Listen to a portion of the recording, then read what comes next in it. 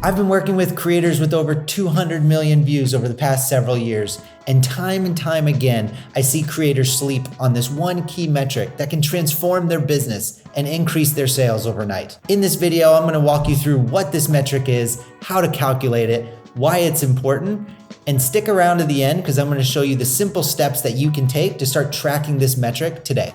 So what is this metric? This key metric that most creators are ignoring is called the site click-through rate. Now, there's a lot of different click-through rates that are thrown out there when people talk about marketing. What I'm talking about is the amount of people that come from your YouTube channel to your main website. So the way we actually calculate this is you get your traffic that you receive from YouTube every single month divided by your total YouTube views. And I'm gonna walk you through a little bit more about how to actually calculate this and why it's so important. Okay, so the first thing we need to do again is just define it. So again, your site CTR is gonna be your YouTube traffic, how much traffic you're specifically getting from YouTube divided by your YouTube views. This is all of your views from your YouTube channel over a certain period. And you want the period obviously to be consistent. So let's look at the last month's YouTube traffic divided by last month's YouTube views. And then we multiply it by 100 because it's an actual percent. Okay? So that's our site click-through rate. So let's look at an example. Let's say last month we had 15 visitors from YouTube to our website. So we put that in the numerator, divided by the number of views we had from our YouTube channel last month. So let's say that was 1,000 for simple math, multiply it by 100 because it's a percent, and you get 1.5%. Now, doesn't really tell you that much, but a good rule of thumb is typically with creators, I see anywhere between a 0.5% click-through rate all the way up to a 1.5%. And sometimes it could be even higher. For example, if you have a YouTube video that you're teaching some tutorial and you have a lead magnet or a worksheet that you're sharing with that YouTube video, that could drive a higher click-through rate than just mentioning casually a specific course you have that you're trying to sell on some YouTube video that doesn't really align as much to that specific course. So it will vary depending on video, and it will vary depending on the tactics you use to increase this click-through rate. But in general, we wanna go for a 0.5 to 1.5% click-through rate, and I think a great goal would be anything greater than 1%. So if you calculate this metric for the first time and you see that your metric is over 1%, fantastic, we're doing a great job. I would say continue doing what you're doing, and you don't have to worry as much about ways to optimize this metric, but let's track it over time to again see how it fluctuates depending on the types of YouTube videos you do and how you promote the content that you have on your site. And then lastly, let's talk about a few ways that you can actually improve this metric and drive more people to your site and hopefully buying your products or your courses. So the first thing you can do is focus on how you call out this CTA in your actual video. So I typically recommend you do a casual call out, maybe mid-roll, about what you're offering. Oh, by the way, if you like this, you will also like this new course I have launching on XYZ. Casual call out, again, doesn't have to be super long. Depending on the video will depend on the call out. If you just launched a new course, for example, and you have a great free tutorial that's an introduction to that course and you're gonna put that on YouTube, then obviously you can have a much more detailed call out within your actual video. Next thing, link in the description. As I've mentioned, link in the description is one of the biggest factors to improving this metric because about 90% of the traffic that I see coming from YouTube comes from this link in the description. So it's incredibly important to optimize where you place your links within the description and the language that you use to really promote, again, the course that you're offering. And so I typically recommend, if you're not doing a sponsorship, because that will factor in where your links can go in the description, is to put your main CTA above the fold as high as you can in the description with that link visible even on mobile. So that's a really key optimization that you can make to really increase this click-through rate metric.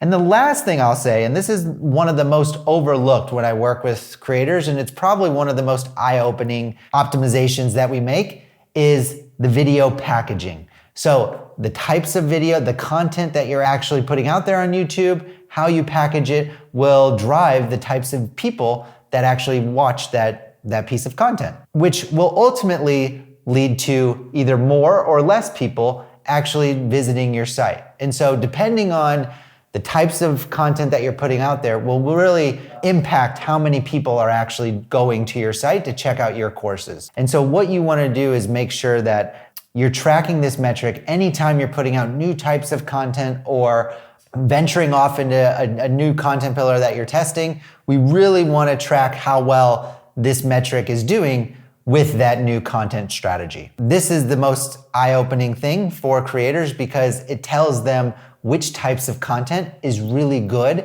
at driving people to their website. So now to calculate site CTR, we need to pull two different metrics. One, our YouTube views from YouTube Data Studio, and two, the traffic that we're seeing from YouTube directly, and we're gonna pull that from Google Analytics. So let's start with YouTube Studio. This is my channel that I just started, so please ignore the data for a second. But you're gonna go to YouTube Studio, you're gonna go to Analytics, see more. You can see this skyrocket in growth. Thank you very much. Let's assume that we have a lot of data for our YouTube channel and you've been on YouTube for a while, so let's look at 2024 year to date. And then the next thing we wanna do is pull monthly. So you should see this nice chart of views going up and to the right as your year has progressed. If not, don't worry. We're gonna figure out YouTube strategy and how to get your channel growing later.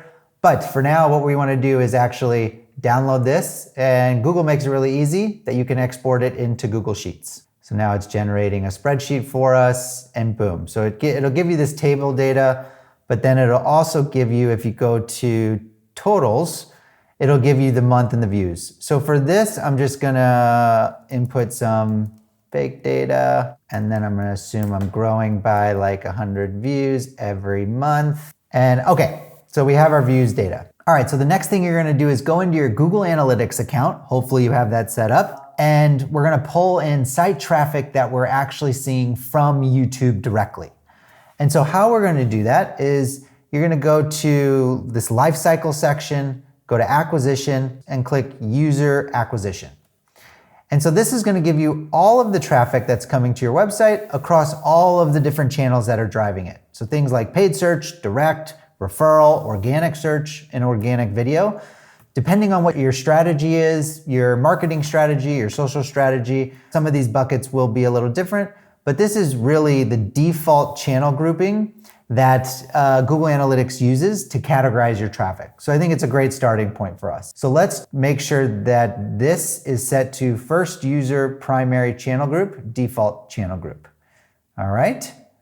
So the next thing we want to do is set this to month, so it aligns with our monthly view of our YouTube views. And then we want to go to this year. So we click this filter here and click apply. So now we have our traffic for the entire year across all of these different channels.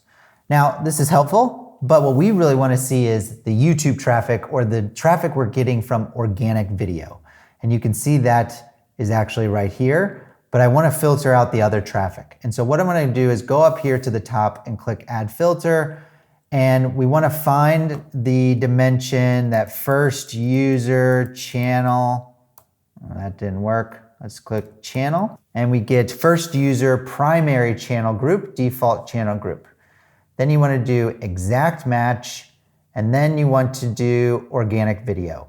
Now, this could be pulling in traffic that you have from other organic video sources like Vimeo, for example, or any other place that you host video content. But I'm going to assume that most of, if not all of your traffic is coming from YouTube. And so we're going to apply that for now to keep things simple. And now you'll see this awesome chart. Unfortunately, when you download this to Sheets, Google will not show you the data from this chart. So we have to do one more step to actually get this data. And so we're going to click on this little plus sign right next to this first user channel group. And you're going to add the time and the month. And this will pull in the month of the year. And so you can see 1, 2, 3, blah, blah, blah. For this to download in order though, we have to just click this little arrow to the left of the month sign. Well, I'm gonna do it the other way. So now we got it in order by the months of the year. So now what you do is you go up to the top here on the right and go to share this report and download file. And again, they make it easy by integrating with Google Sheets and export it to Google Sheets. Yes, I would like to import my document. And there you have it.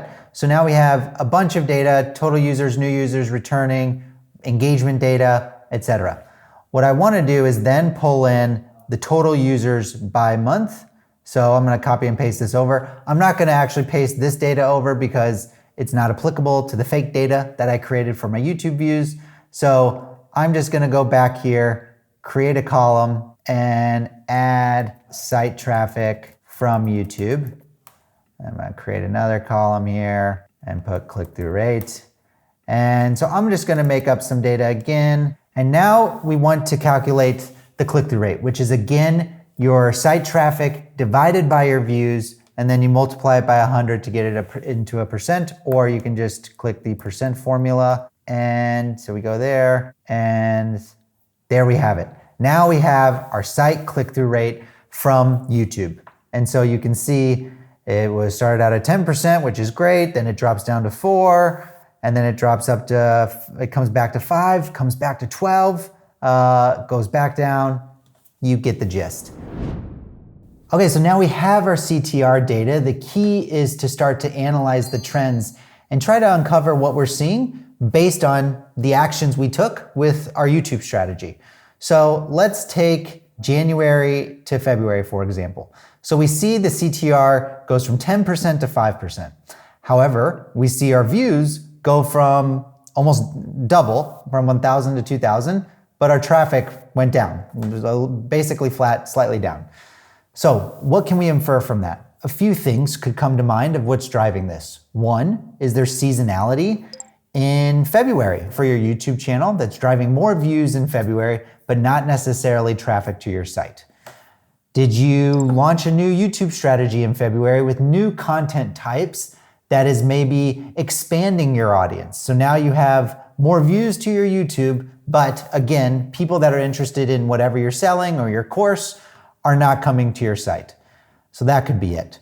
Did you change your description strategy? What you actually put in the description of your videos? Did you forget to add links to the description of your videos? Did you do a sponsorship and they took the primary placement of links in your description and they took that primary placement right above the fold that everyone clicks on? The reason I'm talking about description so much is because 90% of traffic that I see from YouTube typically comes from the description. So it's super important to put your key links to your website in the description. So those are just a few ideas of what could be driving this decrease in click-through rate. But again, what we want to do is not only drive more views, obviously, but see the site traffic come up and subsequently see an improvement in our CTR. That is it, that's site CTR. So I encourage you all to go start calculating this metric immediately for your YouTube channel and share in the comments what CTR rate that you're seeing today. And if you like that and found it helpful, I'd encourage you to subscribe to the channel, and I'll see you on the next one.